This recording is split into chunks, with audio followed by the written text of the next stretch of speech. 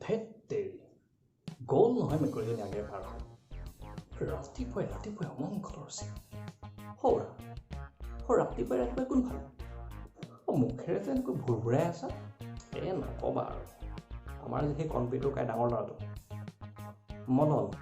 মদন তাকেই ভূতে পালে নহয় কালি ৰাতি যিটো বিহু দেখুৱাইছে নবৌৱে ক'লে বোলে যোৱাচোন সেই পিপল তলৰ সেই আমাৰ বাবাৰ ওচৰৰ পৰা আহা মই বোলো বাবাৰ ওচৰৰ পৰা আহোঁগৈ ৰাতিপুৱা ওলাই আহিছোঁ সেই মুখৰ আগেদি গ'ল নহয় সাউতকৈ মেকুৰীজনী পাৰ হৈ অমংগলীয়া চব হয় নেকি এটা কথা নহয় কৰে তুমিতো দুশ্ৰেণীমান পঢ়া শুনা কৰিছিলা তথাপিও তোমাৰ কথা বতৰাবোৰ একেবাৰে সেই অশিক্ষিত নিৰক্ষৰ মানুহবোৰৰ নিচিনা কিয় অশিক্ষিত নিৰক্ষৰ মানুহবোৰে পঢ়া শুনা কৰিব নোৱাৰে বাবে কিতাপ পত্ৰ পঢ়ি জ্ঞান অৰ্জন কৰিব নোৱাৰে বাবে তেওঁলোকৰ মনত এনেকুৱা নানা ধৰণৰ অন্ধবিশ্বাসে বাহ লয় সৌৰা কিহৰ অন্ধবিশ্বাসে কালি ৰাতি তাৰ যিটো ৰূপ তুমি দেখা হ'লে তুমিও গম পালাহেঁতেন ভালজনেই পাইছে আৰু পৰহি ৰাতি সেই আমাৰ হাবিতলত সোমাইছিল নহয় গৰু বিচাৰি তাতেই পালে চাগে এইবোৰ চব অন্ধবিশ্বাস মানে হ'ল কোনো এটা ঘটনা চালি জাৰি নোচোৱাকৈ সঁচা বুলি বিশ্বাস কৰা কাৰ্যকে অন্ধবিশ্বাস বুলি কয় আৰু এইবিলাক যে মেকুৰী আগেদি গ'লে যাত্ৰা ভংগ হোৱা অমংগল হোৱা তাৰপিছত তোমাৰ সেই ভূত বিশ্বাস কৰা ভূতে লম্ভা এইবিলাক এটা অন্ধবিশ্বাস এইবোৰৰ কোনো বৈজ্ঞানিক ভিত্তি নাই এইবোৰ হ'ল আমাৰ এটা সমাজৰ এটা ডাঙৰ এটা সামাজিক সমস্যা যিসকল লোকে পঢ়া শুনা নকৰে যিসকল লোকে শিক্ষিত নহয় যিসকল নিৰক্ষৰ লোক তেওঁলোকৰ মনত এনেকুৱা ধৰণৰ বিশ্বাসে ঠাই লয় এইবিলাকেই হ'ল অন্ধবিশ্বাস আৰু এনেকুৱা ধৰণৰ অন্ধবিশ্বাসে এখন সমাজক সদায় পিছলৈ নি থাকিব তুমিনো কি লেকচাৰ আৰম্ভ কৰিছা লেকচাৰ নহয় সঁচা কথা কৈছোঁ কোনো এখন গাঁৱত সেই ভূত ওলোৱা প্ৰেত ওলোৱা এই পিছল মানুহ তাৰোপৰি এইবোৰ কি এই ডাইনী হত্যা কোনোবা এখন গাঁৱত কিবা এটা বেমাৰ এটা হ'ব এই মানুহটোৰ কাৰণে হৈছে এই মানুহজনীৰ কাৰণে হৈছে ই ডাইনী ইয়াক মাৰ নিৰ্যাতন কৰি তাক হত্যা কৰা হয় কিন্তু তাৰ বৈজ্ঞানিক ভিত্তি কি যিবোৰ মানুহ পঢ়া শুনা নহয় যিবোৰ অঞ্চল বিশেষভাৱে পিছপৰা সেই অঞ্চলৰ মানুহৰ মনতে এই ডাইনী হত্যাকে আদি কৰি এই বিশ্বাসবিলাক থাকে আৰু এইবোৰ এটা অন্ধবিশ্বাস মই কিমান ক'ম যে অন্ধবিশ্বাস বাৰু মানি ল'লোঁ অন্ধবিশ্বাস কিন্তু আমাৰ সেই পুদুকণ দাইৰ ল'ৰাটো সেই যে সাপে খুটোতে তাক যে আমাৰ সেই বেজৰ ওচৰলৈ নিহে ভাল হৈছে সেইটো কথাই হ'লে এতিয়া অন্ধবিশ্বাস নেকি সৌৰা সাপে খুটিলে বেজৰ ওচৰলৈ নহয় ডাক্তৰৰ ওচৰলৈ নিব লাগে বেজে সাপে খুটা ভাল কৰিব নোৱাৰে এই বেজালি এইবোৰ জৰা ফুকা এইবিলাক ভণ্ডামি আৰু সেইদিনাখন তুমি যে পুতুকণ দাইৰ ল'ৰাটোৰ কথা ক'লা তাক সেই ধোঁৰা সাপেহে খুটিছিলে ফেটি সাপে খুটা নাই নহয় আমাৰ সমাজত এনেকুৱা কুসংস্কাৰ ঢেৰ আছে সাপে খুটিব বেজৰ ওচৰলৈ নিব কিবা এটা কাৰোবাক ভূত লম্ভা বুলি ক'ব তাৰপিছত বেজৰ ওচৰলৈ নিব জৰা ফুকা কৰিব আৰু এইবোৰ কৰি থাকোঁতেই সেই যিজন ৰোগী তেওঁ গৈ মৃত্যুমুখত পৰিবলগীয়া হয়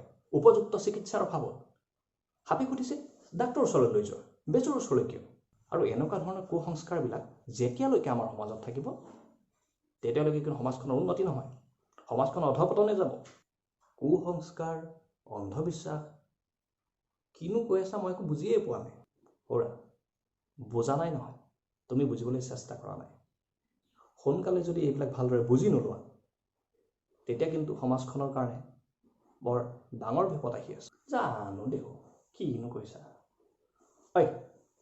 শুন পাই ক'লৈ যোৱা তই তোক কৈছিল নে মই স্কুল যাব নালাগে বুলি আজি মাৰে ঘৰত অকলে আছে ককাইৰে স্কুল গৈছে নহয় হ'ব ককাইৰে পঢ়িলে হ'ব তই পঢ়িব নালাগে এনে পঢ়ি ফালি দেখাবলৈ আহিছে এইবাৰ শান্তি নোহোৱা হ'ল সি অকল স্কুল যাওঁ গৈ থাকে ছোৱালীজনী হৈ পঢ়া শুনা কৰিনো কিডাল কৰিব বাৰু কাইলৈ পৰহিলেহে বিয়াহে দিব লাগিব বিয়াৰ লগত আকৌ সেই যৌতুকগাল দিবলৈ আছেই সেই যৌতুকত মাতিয়ে যায় নে ভেটিয়ে যায় মই ধৰিবই পৰা নাই এনেকুৱা লিংগ বৈষম্য কৰিছা কিয় লিংগ কি ক'লা লিংগ বৈষম্য অৰ্থাৎ ল'ৰা ছোৱালীৰ মাজত ভেদাভেদ ৰখা আজিৰ যুগত ল'ৰা ছোৱালী বুলি কি পাৰ্থক্য আছে ল'ৰাই হওক ছোৱালী হওক সকলোতে সমান অধিকাৰ পঢ়া শুনা ক্ষেত্ৰতে হওক চাকৰিতে হওক ৰাজনীতিতে হওক সমাজনীতিতে হওক সকলোতে ল'ৰা আৰু ছোৱালীৰ অধিকাৰ সমান আৰু তেনে ক্ষেত্ৰত তুমি কৈছা ছোৱালীজনীয়ে পঢ়ি কি কৰিব ছোৱালীজনী পঢ়ি কাইলৈ বিয়াহে দিম ছোৱালীজনী পঢ়ি কৰিব নোৱাৰে কি ছোৱালীজনী পঢ়ি নিজে আত্মনিৰ্ভৰশীল হ'ব তেতিয়াহে আমাৰ সমাজৰ পৰা এই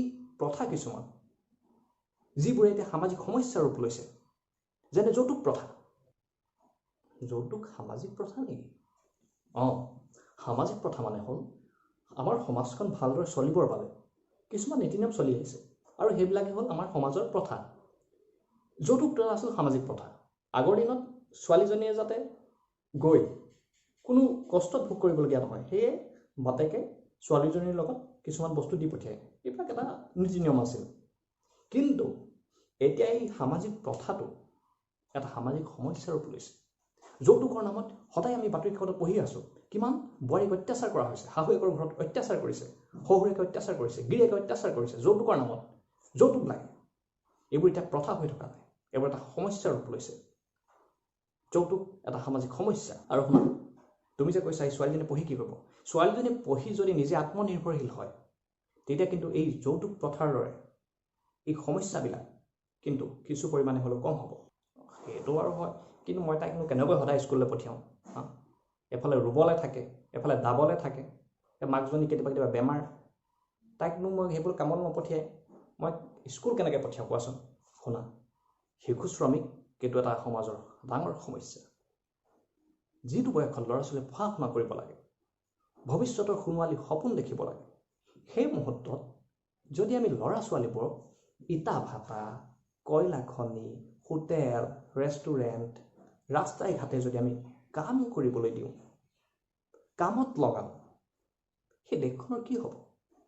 দেশখনৰ ভৱিষ্যত সেই ল'ৰা ছোৱালীবোৰে যদি সৰুকালৰ পৰা শিক্ষা দীক্ষা সামৰি যদি কামত ধৰিবলগীয়া হয়, কম কম পইচাত মানুহবোৰে যদি সৰু সৰু ল'ৰা ছোৱালীক কামত লগাবলগীয়া হয়, তেন্তে সেই সমাজখনৰ ভৱিষ্যতে কি দশা হ'ব?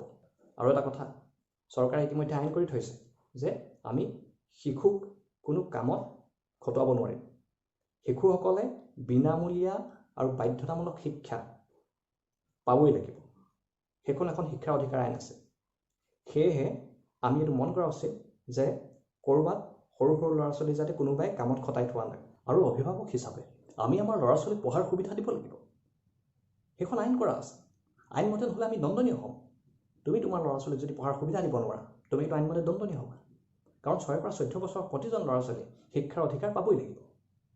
সেয়েহে সোনকালে সচেতন হোৱা, আৰু এই নিৰক্ষৰ মানুহৰ নিচিনাকৈ, অশিক্ষিত মানুহৰ নিচিনাকৈ কথা কৈ নাথাকি। নিৰক্ষৰতা হ'ল সমাজৰ বাবে এক অভিশাপ। তুমি গম পাইছানে নিৰক্ষৰতা মানে কি? নিৰক্ষৰতা মানে পঢ়া শুনা কৰিব নোৱাৰা মানুহ, লিখা পঢ়া নজনা লোককে নিৰক্ষৰ বুলি কয়। নিৰক্ষৰ হ'লে কি হয়? যদি লিখা পঢ়া কৰিবই নাজানে, যদি কিতাপ পত্ৰ পঢ়িবই নাজানে, যদি বাতৰি কাকত এখন পঢ়িব নাজানে, তেনে সেই মানুহজনে জ্ঞান অৰ্জন কেনেকৈ কৰিব? আৰু যদি জ্ঞানেই অৰ্জন কৰিব নোৱাৰে, যুক্তিৰে যদি কথাবোৰ চালি জাৰি চাব নোৱাৰে, তেন্তে তেওঁ ঠগ বা প্ৰবঞ্চনাৰ বলি হোৱাটো একেবাৰে স্বাভাৱিক কথা। আৰু তেওঁৰ মনত সেই অন্ধবিশ্বাস, কুসংস্কাৰ এইবিলাকে বাস ল'ব। তেওঁ কাৰণ যুক্তিৰে কথাবোৰ চালি জাৰি চাব নোৱাৰিব। আৰু শুনা, এইবোৰ নিৰক্ষৰতাই হওক, যৌতুক প্ৰথাই হওক, তোমাৰ অন্ধবিশ্বাসেই হওক, কুসংস্কাৰেই হওক, লিংগ বৈষম্যই হওক, এইবোৰ হ'ল এটা ডাঙৰ ডাঙৰ সামাজিক সমস্যা। এই সমস্যাবোৰক কিন্তু আমি প্ৰতিহত কৰিব লাগে। চৰকাৰে বিভিন্ন পদক্ষেপ লৈছে। শিশু শ্ৰমিক আইনখন আনি শিশু শ্ৰমিক বন্ধ কৰিছে। শিক্ষাৰ অধিকাৰ আইন আনি আমি সকলোকে শিক্ষাৰ পোৱাৰ সমান সুবিধা দিছে।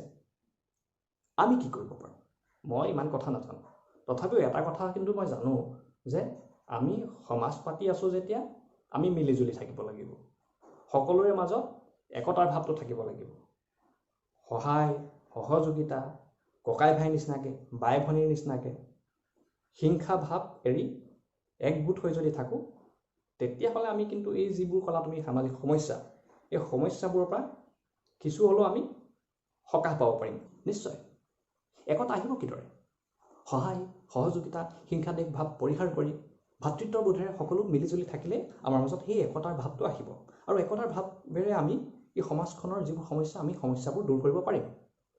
তাৰোপৰি আমাৰ ৰেডিঅ' হওক, টিভি হওক, বাতৰি কাগজ, পোষ্টাৰ, বেনাৰ এইবিলাকৰ যোগেদিও আমি সমাজৰ লোকসকলৰ মাজত সজাগতা সৃষ্টি কৰিব পাৰোঁ। সজাগ কৰিব পাৰিম ৰাইজক যে এইবোৰ অন্ধবিশ্বাস, এইবিলাক হ'ল সমাজৰ সমস্যা, এইবোৰ আমি সকলোৱে মিলি আঁতৰ কৰিব লাগিব। যে ঠিক আছে, কিছু কথা হ'লেও মই বুজি পাইছোঁ।